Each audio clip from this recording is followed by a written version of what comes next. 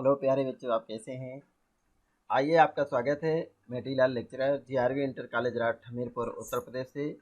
प्यारे बच्चों, आज हम आपको उत्तर प्रदेश माध्यमिक शिक्षा परिषद बोर्ड द्वारा कक्षा 12 के लिए निर्धारित पाठ्यक्रम के अनुसार आपका नौवां पाठ है और पुरुरवा उर्वशी अभिनव मनुष्य, इस पर आधारित आपका ये सेकंड वीडियो, जिसके लेखक हैं, कवि हैं रामधारी सिंह दिनकर और इन्होंने आपके लिए पुरुरवा नामक काव्य और फिर उर्वशी नामक गीत पद्य और अभिनव मनुष्य नामक पद्य। इनमें आप अभिनव मनुष्य के बारे में, जनचेतना के बारे में क्या बताया उन्होंने, उर्वशी से क्या कहला दिया है और पुरुरवा से क्या कहलाया है, इसका हम लोग विशद वर्णन करेंगे। इसके पहले की जो भाग था, भाग 1 के अंतर्गत आपने रामधारी सिंह दिनकर जी का जीवन परिचय और उनके साहित्यिक परिचय, रचनाएं एवं भाषा शैली का आपने अध्ययन किया था। ये साइंस वर्ग और साइंस साइड और आर्ट साइड दोनों के लिए ही इम्पॉर्टेंट है। इसका जो ये पुरुरवा और उर्वशी दोनों ये चैप्टर्स हैं, ये दोनों ही पद्य इस बार आपको कोरोना महामारी जो फैली हुई है, इस महामारी को ध्यान में रखते हुए जो 30% कोर्स कम किया गया है, उसके अंतर्गत पुरुरवा और उर्वशी ये दो पाठों गीतों का आपको अध्ययन नहीं करना है। दो पाठ हैं आपके, पुरुरवा और उर्वशी, इसको शीर्षक का अध्ययन नहीं करना है, लेकिन अभिनव मनुष्य का अध्ययन करना है। ये 70% कोर्स के अंतर्गत है और साइंस साइड आर्ट साइड दोनों ही विद्यार्थियों के लिए परम आवश्यक है और इसलिए इसका हम लोग अध्ययन करेंगे। लेकिन चूँकि वीडियो बनाई जा रही है तो इसलिए आपको हम ये पुरुरवा और उर्वशी का भी संक्षेप में हम इसको आपको बता दे रहे हैं, ताकि आप इस पर इस कहानी को भी आप जान सकें और बहुत सरल तरीके से आपको व्यक्त करें। इसलिए आप सभी लोग आइए, पूरे मन के साथ आज हम पुरुरवा के बारे में और उर्वशी के बारे में हम आप लोग अध्ययन करते हैं। पुरुरवा क्या कहते हैं, इसको भी हम आपको बता चुके हैं और ये इसके बाद ये आइए हमारे साथ जुड़ें और हम आपको पुरुरवा और उर्वशी दोनों के बारे में आपको विशद वर्णन करते हुए बताते हैं। देखिएगा, पुरुरवा पुरुरवा नामक काव्य के तीसरे अंक से, ये पुरुरवा उर्वशी नामक एक महाकाव्य है और उर्वशी नामक काव्य के अंतर्गत के तीसरे अंक से उद्धृत पुरुरवा के कथन में इस सत्य पर आश्चर्य प्रकट किया गया है, जो मेधावी परम प्रतापी है, प्रचंड है, प्रतापी एवं प्रचंड शक्तिशाली पुरुष कठोर से कठोर आघात को सहज ही सह लेता है। वो नारी के सौंदर्य एवं प्रेम के आगे अपने आप को आत्मसमर्पित क्यों कर देता है। सहज ही आकर्षण और छवि प्रणय की अनुभूति पुरुष के दुर्दांत को पिघला करके कैसे रस की धारा में परिवर्तित कर देती है। तो ये कहीं न कहीं जो पुरुरवा और उर्वशी दोनों का अलग अलग क्या कथन है और दोनों की क्या अनुभूति है इस संसार के प्रति, इसके बारे में व्यक्त किया गया है। देखिए, पुरुरवा का हम अध्ययन करते हैं और उसमें दिया गया है कौन है अंकुश इसे मैं भी नहीं पहचानता हूँ। पुरुरवा जी कहते हैं, कौन है अंकुश इसे मैं भी नहीं पहचानता हूँ, पर सरोवर के किनारे कंठ में जो जल रही है, उस तृषा उस वेदना को जानता हूँ। सिंधु सा उदाम सिंधु सा उदाम अपरंपार मेरा बल कहाँ है। ये पुरुरवा जी कहते हैं कि सिंधु सा उद्दाम मेरा अपरंपार बल कहाँ है, गूंजता जिस शक्ति का सर्वत्र जय जयकार है, उसी अटल संकल्प का संबल कहाँ है।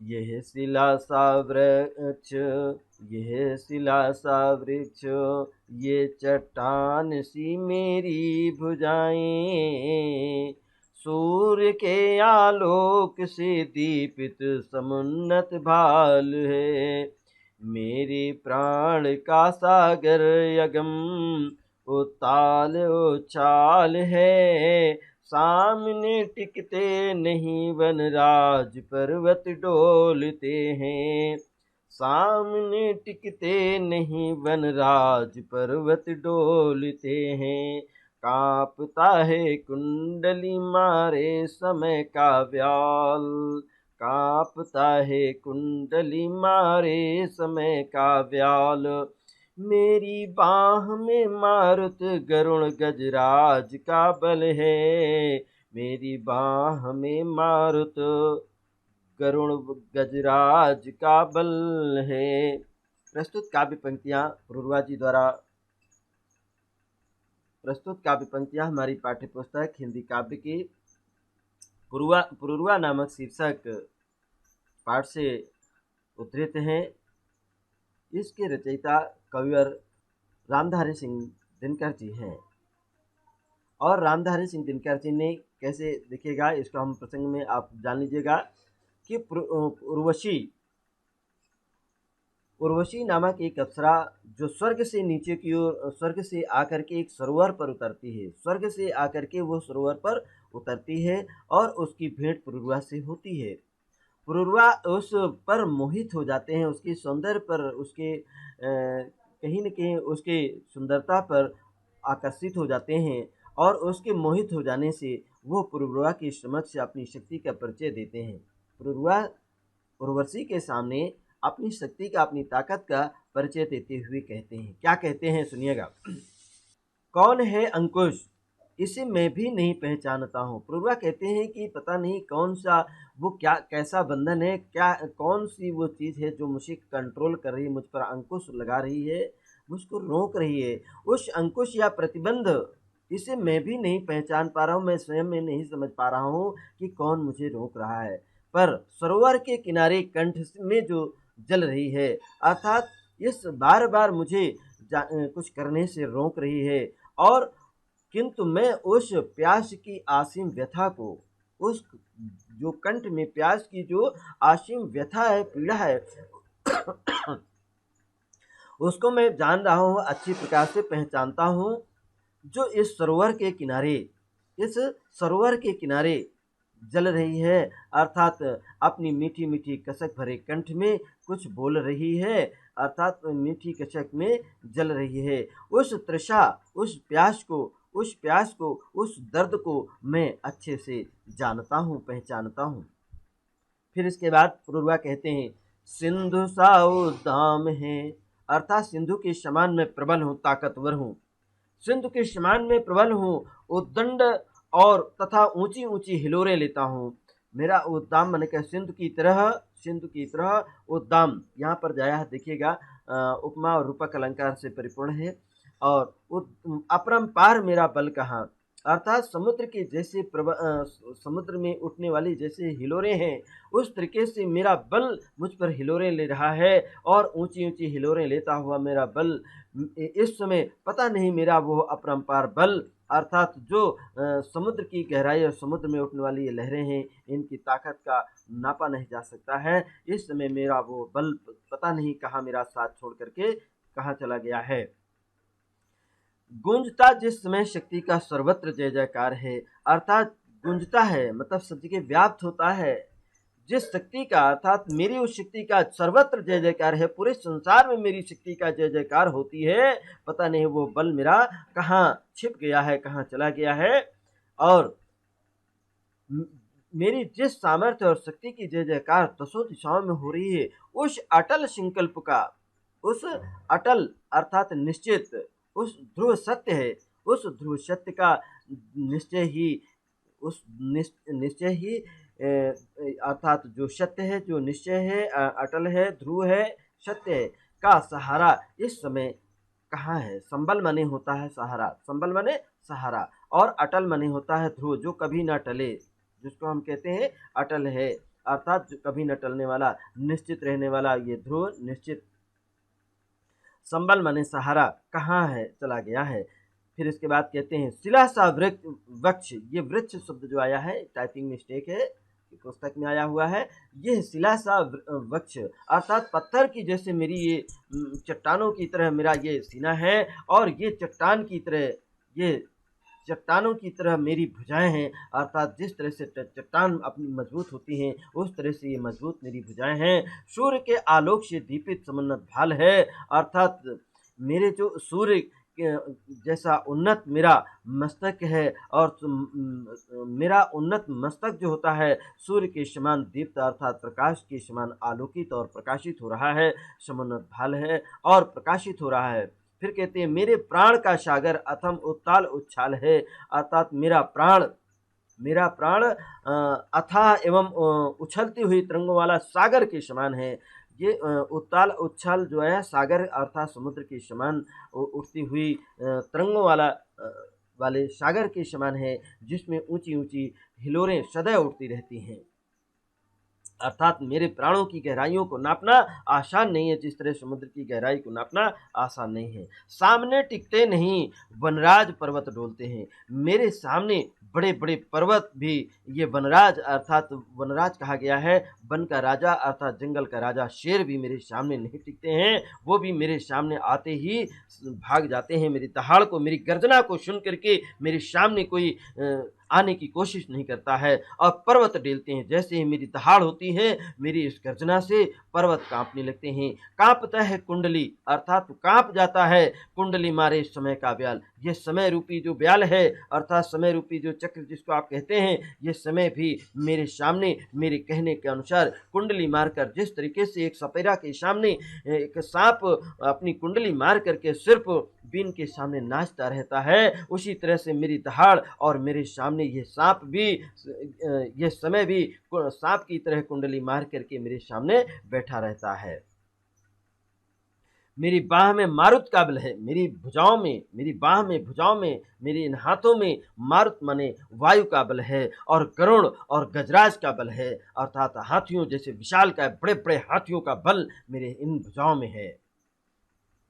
ये यहाँ पर आप देखेंगे जो इसका आपने व्याख्या पढ़ी है और इन व्याख्या के आधार पर अब हम आपको बता देते हैं। जैसे व्याल माने आपको बताया कि व्याल माने यहाँ पर सर्प होता है, व्याल माने सर्प, और इसी प्रकार से मर्त्य आगे आपको बताते हैं। पुरुरवा देखिएगा भाव ये है, इसका काव्य सुंदर आप जान लीजिएगा।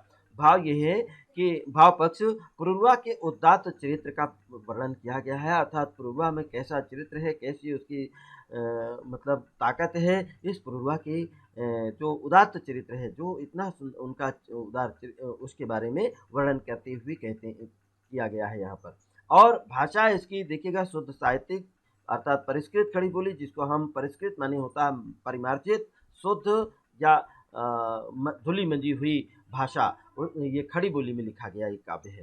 तीसरा इसमें देखिएगा अलंकार, अनुप्रास इसमें विशेषोक्ति अलंकार है, अर्थात विशेष उक्ति की गई है, अर्थात ये कहीं न कहीं ज़्यादा बढ़ा चढ़कर के उनकी शक्तियों का वर्णन किया गया है और विशेषोक्ति है। उपमा अलंकार भी है, रूपक अलंकार है और अनुप्रास अलंकार की सुंदर उदाहरण इससे परिपूर्ण ये काव्य है, पद्यांश है। रस इसमें वीर रस है, जैसे आप पढ़े तो वीर रस का इसमें कहीं न कहीं ओज गुण आता है और इसमें वीर रस है और गुण इसमें ओज है, ये आपको बताए गए हैं। आइए आगे और लेकर के चलते हैं। इसी के साथ ये देखिएगा, मर्त्य मानव की विजय का तूर्य हूँ मैं, मर्त्य मानव की विजय का तूर्य हूँ मैं, उर्वशी अपने समय का सूर्य हूँ मैं, अंधतम के भाल पर पावक जलाता हूँ, अंधतम के भाल पर पावक जलाता हूँ, बादलों के शीश पर स्पंदन चलाता हूँ, पर न जाने क्या बात क्या है, पर न जाने बात क्या है, इंद्र का आयुध पुरुष जो झेल सकता है, सिंह से बाहें मिलाकर खेल सकता है, फूल के आगे वही असहाय हो जाता, फूल के आगे वही असहाय हो जाता, शक्ति के रहते हुए निरुपाय हो जाता, विध हो जाता सहज बंकिम नयन के बाण से, विध हो जाता सहज बंकिम नयन के बाण से, जीत लेती रूपसी नारी मुझे मुस्कान से, जीत लेती रूपसी नारी उसे मुस्कान से। प्रस्तुत काव्य पंक्तियां हमारी पाठ्य पुस्तक हिंदी काव्य के पुरुरवा नामक शीर्षक पाठ से उद्धृत है। इसके रचयिता रामधारी सिंह दिनकर जी हैं। प्रस्तुत काव्य के अंतर्गत पुरुरवा उर्वशी के समक्ष पुरुरवा जी उर्वशी के समक्ष अपनी सामर्थ्य का बखान करते हुए कहते हैं। अर्थात पुरुरवा कौन थे, इनके बारे में संक्षेप में आपको बता दूं कि पुरुरवा जो है, जिनको पुरुषोत्तम श्री राम कहते हैं, पुरुषोत्तम श्री राम के वंशज हैं। अर्थात जैसे आप जानते चले आ रहे हैं कि श्री रामचंद्र जी के पिताजी का नाम था दशरथ जी, दशरथ के पिताजी का नाम था अज, अज के पिता का नाम था रघु, रघु के पिता का नाम था दिलीप, दिलीप के पिता का नाम था भगीरथ, भगीरथ के पिता का नाम था विश्वशय। इस तरीके से इनके जो पूर्वज थे, उन्हीं पूर्वजों में महाराजा पुरुरवा भी थे। और महाराजा पुरुरवा को लेकर के, इस बीज को महाभारत से लेकर के, रामायण महाकाव्य से लेकर के किस तरीके से यहाँ पर रामधारी सिंह दिनकर जी ने अपनी शक्ति और पौरुष का बखान किया और सत्य घटना का वर्णन किया गया है। सुनिएगा क्या कहा उन्होंने। उर्वशी के सामने अपनी शक्ति का बखान करते हुए कहते हैं कि मेरे सामने तो बड़े बड़े वनराज भी, बड़े बड़े पर्वत भी ठहर नहीं सकते हैं, और मेरे भय से पर्वत तक कांप जाते हैं, तथा समय रूपी सर्प भी मेरे सामने कुंडली बनाकर बैठा है, जैसा अभी आपको बता चुके हैं। और मेरी भुजाओं में गरुड़ का भी बल है, हाथी का भी बल है, और मेरे वायु का बल है। हे उर्वशी, मैं नश्वर मनुष्य में, ये जो आया है, अब देखिएगा, नश्वर मनुष्य, मर्त माने क्या होता है, जो मर करके मर जाते हैं, लेकिन नश्वर कभी नष्ट नहीं होते हैं। मैं नश्वर मानव की विजय का तूर्य हूँ, नाद करता हूँ, ध्वनि करता हूँ। ठीक, मैं नश्वर मनुष्य की विजय का शंखनाद हूँ मैं। और हे उर्वशी, अपने समय का मैं सूर्य हूँ, सूर्य के समान मैं अपने समय का सूर्य हूँ। जिस तरीके से सूर्य समस्त आकाश की और पृथ्वी से लेकर के क्षितिज के संपूर्ण क्षितिज का अंधकार को नष्ट कर देता है और सभी को अपने प्रकाश से प्रकाशित कर देता है, उसी तरह से मैं अपने समय का सूर्य हूँ। मेरे तेज और मेरे प्रताप में, मेरे प्रकाश में सभी प्राणी यहाँ पर पलते हैं, सभी को आलोक मिलता है। और इस देखिए अंधतम के भाल पर, अर्थात घने अंधकार के मस्तक पर मैं अग्नि को जलाता हूँ। अर्थात मैं मेरी शक्ति का, वीरता का परिचय देने वाली कि मैं अंधकार के मस्तक पर अग्नि की शिखा को प्रज्वलित कर देता हूँ, जला देता हूँ। अर्थात मैं अंधकार का विनाश करने में सक्षम हूँ, ताकतवर हूँ। अब मैं फिर आगे देखिएगा, बादलों के शीश पर स्पंदन चलाता हूँ। बादल जो होते हैं, बादलों के सिर पर, शीश माने सिर पर, मैं स्पंदन माने होता है रथ। स्पंदन माने क्या होता है, रथ। जिस प्रकार से इंद्र बादलों के देवता कहलाते हैं, बादलों ये वर्षा कराने वाले इंद्र होते हैं और इंद्र बादलों से खेलते हैं, उसी प्रकार से मैं बादलों के सिर पर भी मैं अपना रथ चलाता हूँ, जिस तरह से इंद्र चलाते थे। मैं इंद्र के से ज्यादा बलशाली, ताकतवर हूँ। पर न जाने बात क्या है, मैं इस बात को नहीं जान पा रहा हूँ कि मेरा वो बल, मेरा वो पराक्रम पता नहीं कहाँ चला गया है। और इंद्र का जैसा आयुध है, इंद्र के जैसे वज्र को भी मैं झेलने की मुझ में क्षमता है, उसको भी सहन करने की मुझ में ताकत है, उसको भी मैं तिरस्कृत कर सकता हूँ। इंद्र का आयुध मेरा कुछ नहीं कर सकता है। सिंह से भी बाहें मिलाकर खेल सकता हूँ। मैं अपनी इन भुजाओं से, इतनी मेरी ताकत है कि बड़े बड़े जंगल के जो वनराज कहलाते हैं, जो जंगल का राजा कहलाता है, उस शेर से भी मैं बाहें मिलाकर खेल सकता हूँ, कुश्ती लड़ सकता हूँ। और वही फूल के आगे असहाय हो जाता हूँ। आज ये फूल के आगे, अर्थात अनुपम सुंदरी के सामने, ये फूल क्या होता है, अनुपम सुंदर होता है, और सुंदरता के आगे मैं वही असहाय हो रहा हूँ। मेरी शक्ति मेरे पास निरुपाय हो जाती है। मेरा ताकत, मेरा बल पता नहीं कहाँ चला गया। मैं निर्बल, दुर्बल, कमजोर और असहाय हो जाता हूँ। शक्ति के रहते हुए निरुपाय हो जाता हूँ। इतनी अखंड शक्ति, इतनी विशाल शक्ति होने के रहते हुए भी मैं सहारा विहीन हो जाता हूँ। निरुपाय माने क्या होता है, सहारे से रहित हो जाता हूँ। मेरे पास अब खड़े होने का भी सहारा नहीं रह गया है, अर्थात कोई उपाय नहीं रह गया। तो यह आपने अभी अध्ययन किया। और इसी के साथ ही आगे देखिएगा कुछ पंक्तियां हैं, इन पंक्तियों में विद्ध हो जाता सहज बंकिम नयन के बाण से, अर्थात देखिएगा इन पंक्तियों में भी नारी के रूप सौंदर्य अर्थात उसकी सौंदर्यता के आगे, उसकी कोमलता के आगे कहीं न कहीं मैं असहाय हो जाता हूँ। अपनी दशा प्रकट करते हुए महाराजा पुरुरवा कहते हैं कि आज ना जाने क्यों मैं इतना शक्तिहीन हो गया, बलहीन हो गया, दुर्बल और कमजोर हो गया हूँ। जो व्यक्ति इंद्र के वज्र को झेल सकता है, सिंह से भी बाहें मिलाकर अपनी भुजाओं के बल से पराजित कर सकता है, और वही फूल के समान कोमल सुकोमल नारी के सामने असहाय हो जाता है। शक्ति के रहते हुए भी मेरे पास कोई उपाय नहीं रह गया है। और शक्तिशाली और बलशाली भी, कितना भी शक्तिशाली और बलशाली ताकतवर पुरुष क्यों ना हो, वो भी सुंदरी के सामने, और सुंदरी की स्वाभाविक जो आंखों की तिरछी चितवन है, और उस दृष्टि के सामने उनकी नजरों से के बाण से, सुंदर नारी के नजरों के बाण से घायल हो जाते हैं। और सुंदर युवती एक मुस्कान से उनके हृदय को जीत करके अपने बस में कर लेती है, अपने बस में कर लेती है। कैसे बस में कर लेती है, आइएगा देखते हैं। और इन पंक्तियों का पहले हम काव्य सौंदर्य आपको बताएंगे। प्रस्तुत काव्य पंक्तियों में कवि ने नारी के सामने पौरुष को की पराजय को व्यक्त किया है कि कितने आप पौरुष माने होता है कठोरता, विशाल हृदय, जो कठोर ताकतवर शक्ति संपन्न है, प्रतापी है, वो पराजय हो जाता है, हार जाता है। और इतना हार जाता है कि बिल्कुल दुर्बल, कमजोर और नाजुक हो जाता है। भाषा इसमें साहित्यिक खड़ी बोली है प्यारे बच्चों। अलंकार इसमें रूपक और रूप का अतिशयोक्ति अर्थात अनुपम सुंदरी की रूप का अतिशयोक्तिपूर्ण वर्णन है, और महाराजा पुरुरवा के बल का अतिशयोक्तिपूर्ण वर्णन है। यहाँ पर अनुप्रास अलंकार भी है, रूपक अलंकार भी है, और उपमा अलंकार भी है। यहाँ टाइपिंग मिस्टेक आया है बेटा, 2 बार ऊपर दिया है, लेकिन उपमा अलंकार भी इसके अंतर्गत।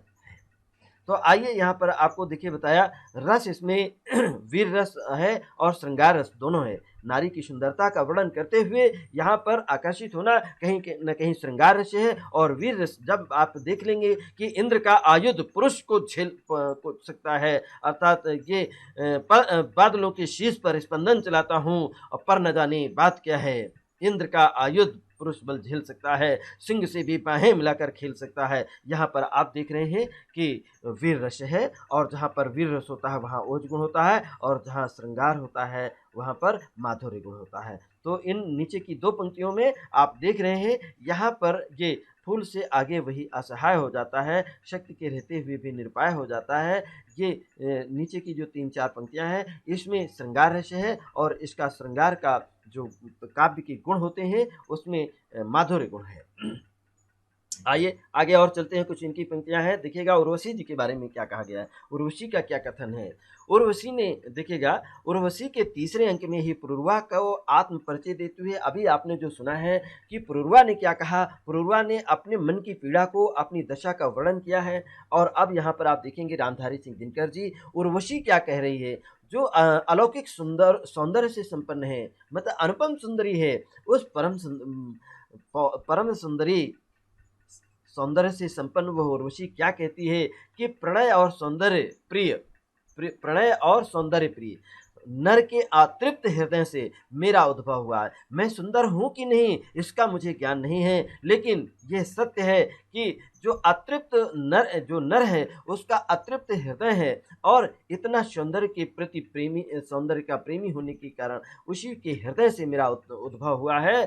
तथा दुर्दांत जीव भी, बड़े बड़े विशालकाय और जो हिंसक पशु हैं, ऐसे प्राणी भी हम मुझे देख करके मेरी कोमलता और सरलता मेरे सामने बिल्कुल सुकोमल हो जाता है, निर्बल दुर्बल हो जाता है, सरल सीधा सादा बन जाता है। और शक्ति, सभ्यता और साहित्य से मैं ही प्रकट होती हूँ। संस्कृत में भी मैं ही हूँ, सभ्यता में भी मैं ही प्रकट होती हूँ, और साहित्य से भी मैं ही प्रकट होती हूँ। यहाँ पर देखिएगा निवास स्थान पुरुष का अतृप्त हृदय है, और संस्कृति, सभ्यता और साहित्य से भी मैं प्रकट होती है, उर्वशी का कथन है। तो आइए इनकी काव्य पंक्तियों का हम अध्ययन करते हैं। ये इस प्रकार से दिए गए हैं। उर्वशी क्या कहती है, पर क्या बोलूं क्या कहूं, पर क्या बोलूं क्या कहूं, भ्रांति ही देव भाव, भ्रांति यह देह भाव, मैं मनोदेश की वायु व्यग्र व्याकुल चंचल, अवचेतन प्राण की प्रभा, चेतना के जल में मैं रूप रंग रस गंध पूर्ण साकार कमल, मैं नहीं सिंधु की सुता। देखिएगा ये नारी क्या कहती है, मैं नहीं सिंधु की सुता, मैं समुद्र की पुत्री नहीं हूँ। हाँ, तलातल अतल वितल पाताल छोड़, अर्थात तलातल अतल वितल, ये 14 लोक जो आपको बताए गए हैं सातों लोकों के बारे में, तो 7 लोकों में से ये हैं तलातल अतल वितल पाताल छोड़।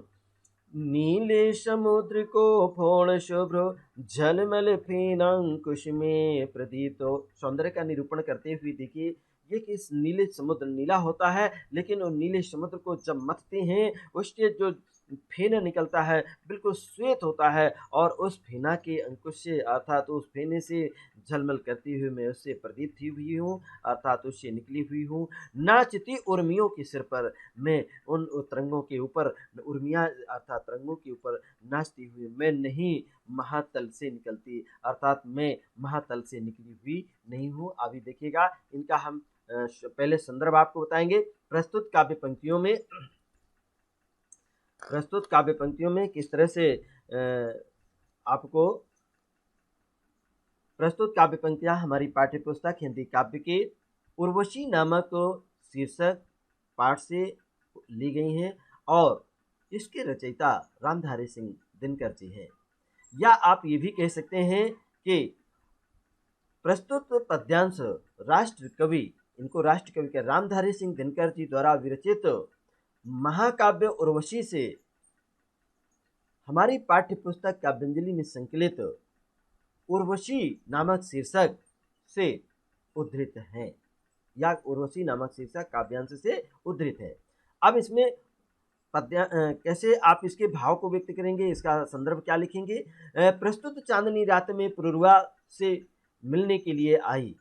उर्वशी जो होती है प्रस्तुत पंक्ति में उर्वशी चांदनी रात्रि में पुरुरवा से मिलने के लिए आई हैं, और उसका एक एक अंग खिला खिला सा, अर्थात बहुत ही अंग खिले हुए कमल के जैसे पुलकित लग रहा था, अर्थात विकसित कमल की मुलायम मुलायम पंखड़ियों की तरह के लग रहा था। इन पंक्तियों में उर्वशी ने पुरुरवा के प्रणय निवेदन करती है, अर्थात पुरुरवा से के प्रणय निवेदन अर्थात प्रेम पूर्ण अपने प्रेम प्रलाप को व्यक्त करती है, अर्थात वैवाहिक दाम्पत्य जीवन को यापन करने के लिए उनसे निवेदन करती है। और उत्तर के उसका निवेदन का पुरुरवा के प्रणय निवेदन पुरुरवा ने स्वयं कहा था कि मैं आपसे स्नेह करता हूँ, प्यार करता हूँ, और उसका उत्तर देते हुए उर्वशी स्वयं कहती अपना परिचय दिया है, और परिचय देकर के कहती है पर क्या बोलूं क्या कहूं, अर्थात वो कहती है पुरुरवा से कि हे राजन मैं तुमसे क्या बोलूं और क्या कहूं, मैं भ्रांति यह दे भाव, अर्थात मैं अपने हृदय की बात तुमसे कैसे कहूं और क्या कहूं। भावावेश के कारण उन सभी बातों को कहना मेरे लिए कहना और भावों को व्यक्त करना संभव नहीं है, अर्थात इसको मैं बता नहीं सकती हूँ। फिर इसके बाद कहती हैं मैं तो वास्तव में काल्पनिक हूँ, अर्थात देह भाव मतलब भ्रांति, देह भाव मतलब काल्पनिक भाव है मेरे अंदर। दिखावा, यह एक सौंदर्य एक दिखावा है, मैं मनोदेश की वायु, ये दिखावा है, अर्थात मेरा क्या है, ये जो सौंदर्य है सौंदर्य एक दिखावा है, छलावा है और धोखा मात्र है।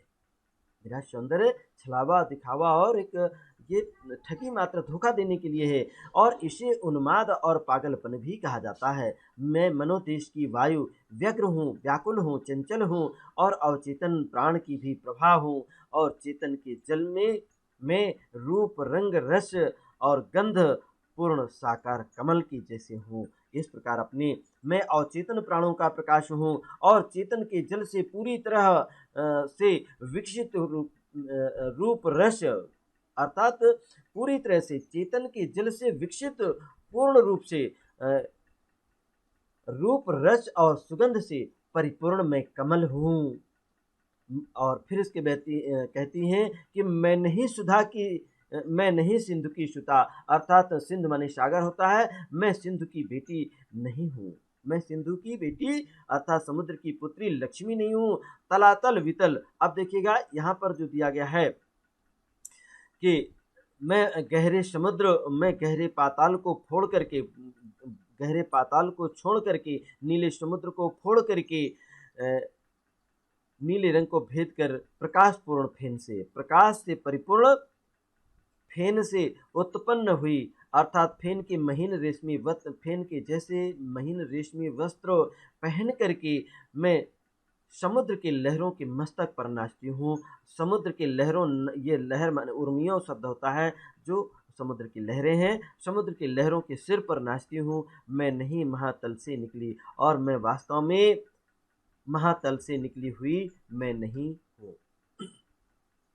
इसमें कुछ कठिन शब्द आप जानने होंगे, जैसे ये तलातल, वितल, अतल, पाताल। इनमें आपको स्पष्ट कर दूं कि ये समुद्र के देखिएगा अतल वितल, ये पुराणों के अनुसार देखिए, आपके जो प्राचीनतम ग्रंथ हैं उन पुराणों में आपको व्यक्त किया गया है कि 7 लोक हैं। उन 7 लोकों में अतल है, वितल है, महातल है। अतल वितल सुतल महातल, अतल वितल सुतल महातल, रसातल, तलातल एवं पाताल, ये 7 लोक हैं। उन 7 लोकों में ये आपको बताए गए हैं, तलातल, अतल, वितल और पाताल। ये 4 लोक बताए गए हैं। अभी 7 लोक आपको बताए थे। इन 7 लोकों में से आप यहाँ पर देखिएगा, इनकी जो काव्य सौंदर्य है, काव्य में उर्वशी का परिचय पुरूरवा सहित सबके मन में जिज्ञासा भर दी है। अर्थात पुरूरवा जब अपना उर्वशी ने अपना परिचय दे करके पुरूरवा और सभी के मन में एक जिज्ञासा भर दिया है। भाषा इसकी साहित्यिक खड़ी बोली है, और अलंकार इसमें रूपक अनुप्रास अलंकार से परिपूर्ण है, और रस इसका श्रृंगार है। इसका रस क्या है? श्रृंगार है। जहाँ काव्य में श्रृंगार है और शब्द शक्ति इसमें लक्षणा है, और इसके प्रसाद, इसमें माधुर्य गुण एवं प्रसाद गुण दोनों ही गुण इसमें पाए जाते हैं। तो ये काव्य सौंदर्य रहा है। और आइए अभी इसका संक्षेप में हम और व्याख्या करते हैं। मैं नहीं गगन की लता में इसको थोड़ा सा ससुरवादन भी करेंगे। मैं नहीं गगन की लता, तारकों में पुलकित फूलती हुई। मैं नहीं व्योमपुरी की बाला, विधि की तनया चंद्रिका सिंह, पूर्णिमा सुंध की परिमोचलया भातरंग। मैं नहीं किरण के तारों पर झूलती हुई भू पर उतरी। वह उर्वशी कहती क्या है कि मैं नहीं गगन की लता, तारकों में पुलकित फूलती हुई। मैं नहीं व्योमपुर की बाला, विधु की तनिया चंद्रिका संग, पूर्णिमा सिंधु के परमोज्वल आभा तरंग। मैं नहीं किरण के तारों पर झूलती हुई भू पर उतरी।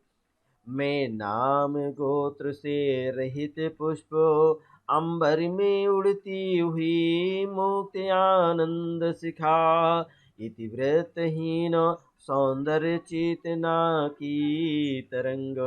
सुर नर किन्नर गंधर्व नहीं, प्रियमय केवल अप्सरा। विश्व नर के अतृप्त इच्छा सागर से समुद्भूतो, विश्व नर की अतृप्त इच्छा सागर से समुद्भूतो। यह कहीं न कहीं आप देखिएगा कहाँ से निकली हुई है। उर्वशी ने अपने बारे में परिचय देते हुए बताया है कि किस तरीके से पुरूरवा ने उर्वशी को अपना परिचय देते हुए सबके मन को जिज्ञासा से भर दिया है, और स्पष्ट कह दिया है कि हे पुरूरवा जी, हे राजन, मैं गगन से अर्थात आकाश की मैं लता नहीं हूँ, कोई आकाश से मैं निकली हुई कोई बेल नहीं हूँ। मैं तारकों में पुलकित फूलती हुई, अर्थात जो तारा ग्रह हैं, नक्षत्र ग्रह हैं, उनसे फूली फूली हुई मैं नहीं हूँ। मैं व्योमपुर अर्थात स्वर्गलोक की, अर्थात उस व्योम माने आकाश होता है, उस आकाश लोक की, उस गगन लोक की मैं कोई पुत्री नहीं, बाला माने नवयुवती नहीं हूँ। और विधु की कन्या, विध माने होता है विधाता ब्रह्मा जी की मैं पुत्री नहीं हूँ, और विध माने कहा जाता है चंद्रमा को। मैं चंद्रमा की भी पुत्री के रूप में नहीं हूँ। चंद्रमा चंद्रिका संग, अर्थात जो चांदनी के संग, चंद्रिका माने चांदनी के साथ में मिलकर के पूर्णिमा सिंधु अर्थात पूर्णिमा के सिंधु के समान आया है। सिंधु यहाँ पर पूर्णिमा सिंधु की परम उज्ज्वल आभा तरंग अर्थात पूर्णिमा की चांद की जो तरह परम उज्ज्वल जो उसकी सौंदर्य है उनकी तरंगों के किरणों की सदृश में नहीं किरण के तारों पर झूलती हुई अर्थात चंद्रमा और के तारों पर उसकी रोशनी की जो किरणें हैं उन किरणों पर मैं झूलने वाली नहीं हूँ और इस पृथ्वी पर उतरी हुई हूँ अर्थात झूलते हुए तारों से मैं पृथ्वी पर नहीं उतरी हुई हूँ। मैं नाम गोत्र से रहित हूँ। वास्तव में नारी का कोई गोत्र नहीं होता है, कोई जाति नहीं होती है। नारी की ना कोई जाति है ना कोई गोत्र होता है। स्पष्ट उसने बताया है कि मैं नाम गोत्र से रहित पुष्प हूँ। मैं ऐसा पुष्प हूँ, ऐसा फूल हूँ जिसका ना कोई नाम है ना कोई गोत्र है ना कोई जाति है। मैं जिसके साथ हो लेती हूँ वही मेरी जाति है, वही मेरा गोत्र है। और अंबर में उड़ती हुई, कहाँ से? अंबर माने आकाश से उड़ती हुई। स्पष्ट उन्होंने उर्वशी ने कहा कि मेरा कोई नाम नहीं है और ना ही कोई कुल गोत्र है। मैं तो एक फूल हूँ। क्या हूँ? मैं पुष्प हूँ जिसकी कोई पहचान नहीं है। मैं आकाश में इतिवृत्तहीन अर्थात मेरी कोई पहचान नहीं है। मैं आकाश में अर्थात अंबर में उड़ती हुई मुक्त आनंद की शिखा हूँ अर्थात मैं आकाश में उड़ती ही आनंद की साक्षात ज्वाला हूँ और मेरा कोई इतिहास नहीं है। ये इतिवृत्त माने इतिहास वृत्त नहीं लिखा गया है। सौंदर्य चेतना की तरंग हूँ और मैं सुंदरता की सजीव प्रतिमा हूँ। सौंदर्यता की परम मैं एक सजीव प्रतिमा हूँ अर्थात मन को उद्वेलित करने वाली अर्थात ऊपर को और उठती हुई तरंग के समान हूँ। कैसी हूँ? अर्थात उन्मुक्त तरंग हूँ। तरंग माने क्या होता है? चंचल हूँ। और मेरी गणना तो सुर माने देवता लोग, नर मनुष्यों में और किन्नर गंधर्व माने किन्नरों में ही पर अर्थात पौराणिक मान्यता है कि देवता, किन्नर और गंधर्व किसी अलौकिक लोक में निवास करने वाले प्राणी होते हैं अर्थात किसी दूसरे देश के किसी दूसरे लोक के निवासी हैं। मैं केवल अप्सरा हूँ। हे प्रिय, क्या कहा? हे प्रिय, मैं केवल अप्सरा हूँ अर्थात अप्सरा शब्द जो आया है अर्थात उर्वशी हूँ। मैं एक असाधारण असुंदरी हूँ और जिसका जन्म सांसारिक प्राणियों अर्थात ब्रह्मा की इच्छा पर, विदु शब्द जो आया है ब्रह्मा की इच्छा पर अतृप्त इच्छा के सागर से समुद्रभूत हुई हूँ अर्थात मैं ब्रह्मा की इच्छाओं के सागर से उत्पन्न हुआ है। ये तात्पर्य यह है कि उर्वशी केवल विहार में ही रुचि रखती है अर्थात विश्व नर की अतृप्त इच्छा के सागर से मैं समुद्रभूत हूँ अर्थात इच्छा रूपी सागर से जो केवल विहार में ही रुचि रखती हूँ और उसी को महत्व देती हूँ। तो यहाँ पर आपने प्रस्तुत काव्य पंक्तियों का आपने भावार्थ, आशय और इसकी व्याख्या आपने जान ली है। इसका जो काव्य सौंदर्य है उर्वशी ने स्वयं को सांसारिक इच्छाओं का परिणाम बताती है। भाषा इसकी शुद्ध साहित्यिक खड़ी बोली है। इसमें रूपक अनुप्रास अलंकार है, श्रृंगार रस इसमें श्रृंगार है, शब्द शक्ति लक्षणा है, प्रसाद गुण है इसमें बताया गया है। तो आइए कुछ इनके एक ही पैरा थोड़ा सा इनका रह गया है, आइए इसको भी देख लेते हैं। उर्वशी क्या कहती? जन जन के मन की मधुर वाणी, प्रत्येक हृदय की उजियाली, नारी की में कल्पना, चरम नर के मन में बसने वाली, विषधर के पण पर अमृतवती, उद्धत अदम्य बर बल पर, रूपांकुश क्षीण मृणाल तार, मेरे सम्मुख नत हो रहते गजराज मतो, केसरी सरभ शार्दूल भूल निज हृंस भावो, गृह मृग समान निर्विष अहिंस्र बन कर जीते हैं। आप देखिएगा कितनी उर्वशी ने कैसा अपना परिचय दिया है कि मैं जन जन के मन में अर्थात पहले इसका हम आपको संदर्भ बता दें। प्रस्तुत काव्य पंक्तियां हमारी पाठ्य पुस्तक हिंदी काव्य की उर्वशी नामक शीर्षक अर्थात पाठ से उद्धृत हैं। इसके रचयिता राष्ट्रीय कवि मैथिली शरण गुप्त जी। प्रसंग में आप देखिएगा यहाँ उर्वशी पूर्वा के समक्ष अपने भावों को प्रकट करते हुए क्या कहती है। उर्वशी कहती है कि मैं प्रत्येक मानव के, जन जन के, अर्थात जन जन के माने होता है प्रत्येक मानव की। यहाँ पर देखिएगा पुनरुक्ति अलंकार, जन जन माने क्या होता है, पुनरुक्ति अलंकार की यहाँ पर छटा है। और उर्वशी कहती कि मैं प्रत्येक व्यक्ति के मन की मधुर वाणी, अर्थात मीठी ज्वाला हूँ। मीठी मीठी वाणी माने अग्नि माने ज्वाला, ये वाणी अग्नि या ज्वाला कहलाती है। प्रत्येक हृदय की उजियाली हूँ, मैं वास्तव में प्रत्येक प्राणी के हृदय में बसने वाला प्रकाश हूँ। नारी की मैं कल्पना चरम, अर्थात मैं मानव के मन में, नर के मन में, मानव के मन में बसने वाली अर्थात कल्पना बनकर के मैं उस पर निवास करती हूँ। विषधर के फण पर अमृतवर्ती, अर्थात मैं सांप के फन पर लगा हुआ टीका हूँ, अमृतवर्ती हूँ। अमृतवर्ती माने टीका।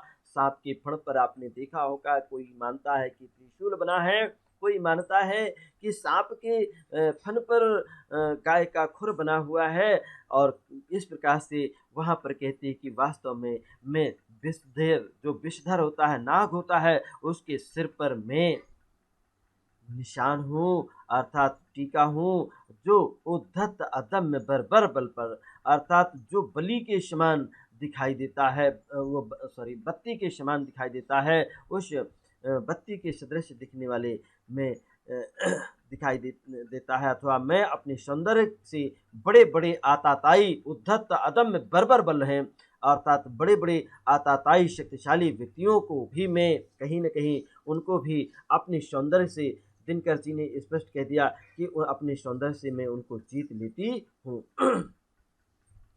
तो यहाँ पर बड़े बड़े सौंदर्य से उनको भी पराजित कर देती हैं। और इससे मेरी शक्ति को कोमल कमल की नाल की तरह से मैं उनको उतार कर तार तार कर देती हूँ। तात्पर्य यह है कि मैं मानव के उद्दंड और उसके जो अदम्य बल है और बर्बर बल है, उस पर भी अंकुश लगाती हूँ। ये सौंदर्यता एक ऐसी चीज है जो वहाँ पर अंकुश लगाता है।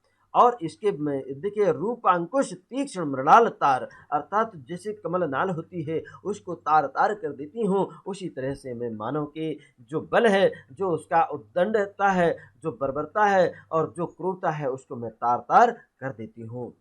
और फिर कहती है उर्वशी, आगे कहती कि मेरे सामने मदमस्त हाथी, बड़े बड़े विशालकाय मदमस्त हाथी भी सिर झुका करके रहते हैं। सिंह, सरब और वीर जैसे मेरी और सभी हिंसक पशु, जो भालू हैं और जो शार्दूल हैं, चीते हैं, टाइगर जिसे कहते हैं, वो भी हिंसक पशु मेरे सामने अपनी हिंसा वृत्ति को त्याग करके मेरे सामने पालतू हिरण की तरह के रहते हैं। उसी तरह से ये मानव भी मेरे पालतू हिरण बन जाते हैं।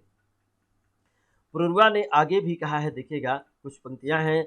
मेरी भ्रू स्मृत को देखकर चकित विस्मित भोर, अर्थात मेरी आंखों की तिरछी कोनों की जो आंखों की चितवन है, मेरी उस दृष्टि को देख करके सभी लोग आश्चर्यचकित हो जाते हैं, भाव विभोर हो जाते हैं। और मेरी भुक्ति अर्थात ये के संचालन को देख करके बड़े बड़े सुरमा भी निर्बल हो जाते हैं, दुर्बल हो जाते हैं और मेरी ओर विस्मित होकर, आश्चर्यचकित होकर के मेरी ओर देखते ही रह जाते हैं। और इतना ही नहीं, बड़े सुरमा शब्द आया है, जो सूरवीर योद्धा होते हैं, निमिष खोले आवाक रह जाते हैं, अर्थात तो उनकी आंखें खुली की खुली रह जाती हैं।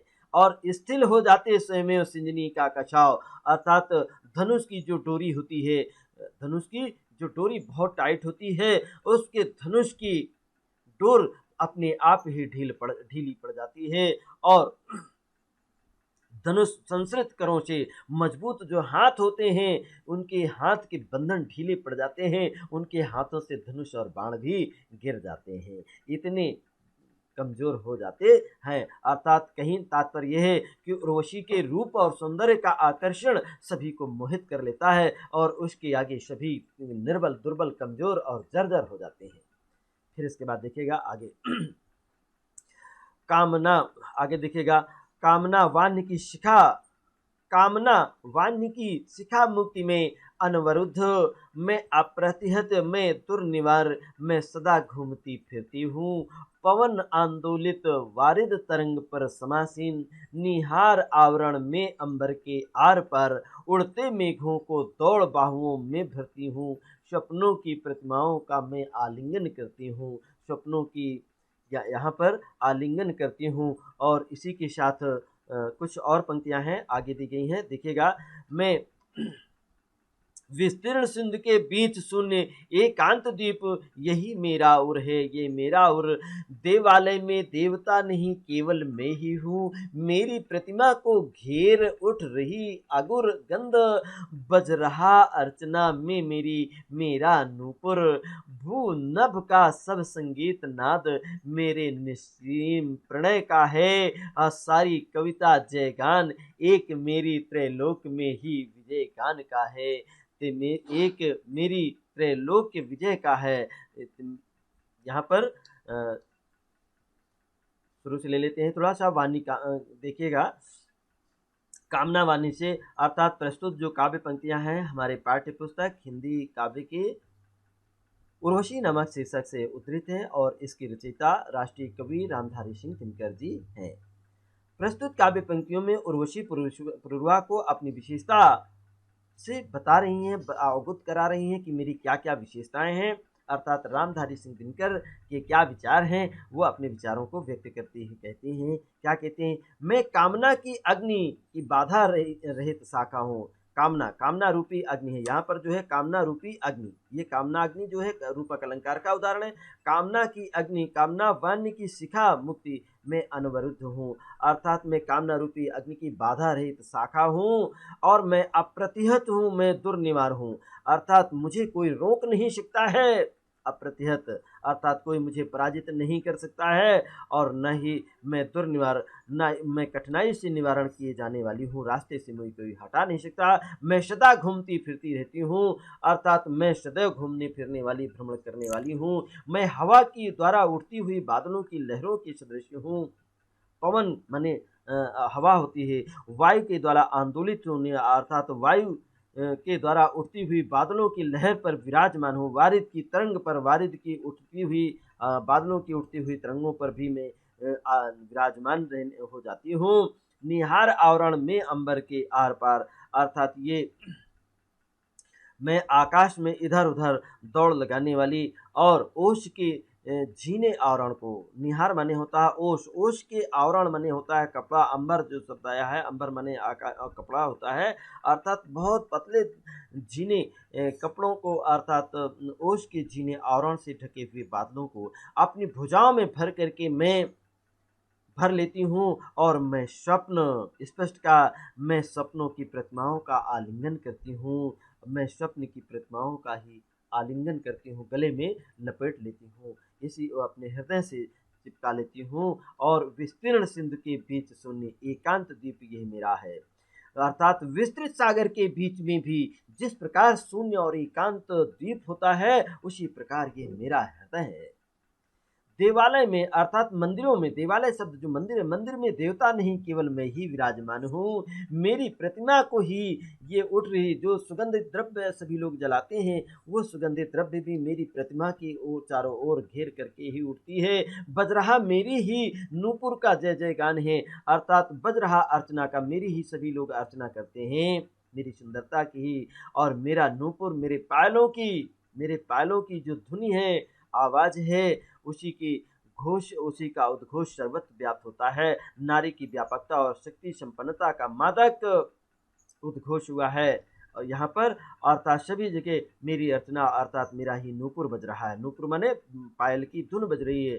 धरती और आकाश, देखिएगा भू माने क्या होता है, पृथ्वी और आकाश का सब संगीत, जितने भी संगीत हैं, जितने भी गाने हैं, उठने वाले संगीत के स्वर मेरे असीम प्रेम से ही उत्पन्न हुए हैं।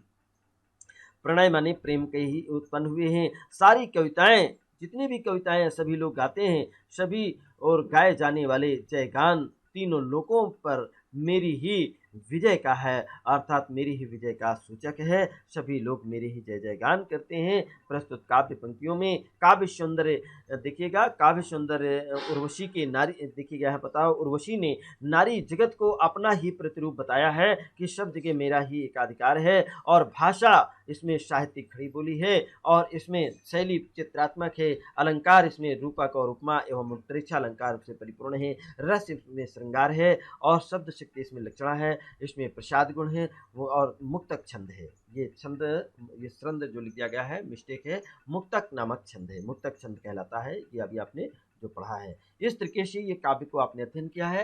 ये केवल आपके मन को एकाग्र करने के लिए, चित्त की एकाग्रता को लाने के लिए, आनंद का दर्शन कराने के लिए, और कहीं न कहीं आपके सौंदर्य का से परिचित कराने के लिए ये पूर्वा और उर्वशी संवाद आपको हमने बताया है। ये आपके इस वर्ष पाठ्यक्रम में आने की संभावना बिल्कुल नहीं है, और आगे का जो पाठ है, इसका जो अवशेष पाठ है वो ज़रूर आएगा, वो अब हम आपको कल पढ़ाएँगे। और आने वाले जो ये वीडियो देखिएगा, पूरी तरह से आप वीडियो को अच्छे से देखिएगा। इसमें आपको बहुत ही आनंद और बहुत अच्छी-अच्छी चीज़ें आपको पढ़ने को, सुनने को, देखने को मिलेंगी। इसलिए वीडियो ज़रूर देखिएगा। जब तक आप वीडियो नहीं देखेंगे तब तक वास्तविक इसका जो व्याख्या है और इसका जो रस है, इसका जो सौंदर्य निरूपण है, वो आप नहीं जान पाएँगे। इसलिए इसको आप सुन लीजिएगा, और इसकी आने वाली जो अगली वीडियो है वो मोस्ट इम्पोर्टेंट है, परीक्षा के लिए बहुत ही उपयोगी है। उसको हम आपको कल पढ़ाएँगे, और तब तक आप अपना ख़्याल रखें, खुश रहें, प्रसन्न रहें। और आपको यदि मेरी व्याख्या और मेरी व्याकरण काव्य सौंदर्य अगर आपको पसंद आया है तो आप इसे लाइक, सब्सक्राइब भी करें, और मेरे जिससे कि हमें भी खुशी हो कि हम जो मेहनत कर रहे हैं वास्तव में कहीं न कहीं आपके कल्याण के लिए है, अच्छाई के लिए है, आपको अच्छा लगता है। और इसी के साथ अगर आपको नहीं पसंद है तो आप कमेंट करिएगा, उसमें लिखिएगा, हम उसमें सुधार करेंगे और अच्छा बताने की कोशिश करेंगे। तब तक आप अपना ख्याल रखें, खुश रहें, प्रसन्न रहें। आपको बहुत बहुत धन्यवाद। फिर मिलेंगे, तब तक के लिए हमारा नमस्कार। खुश रहें।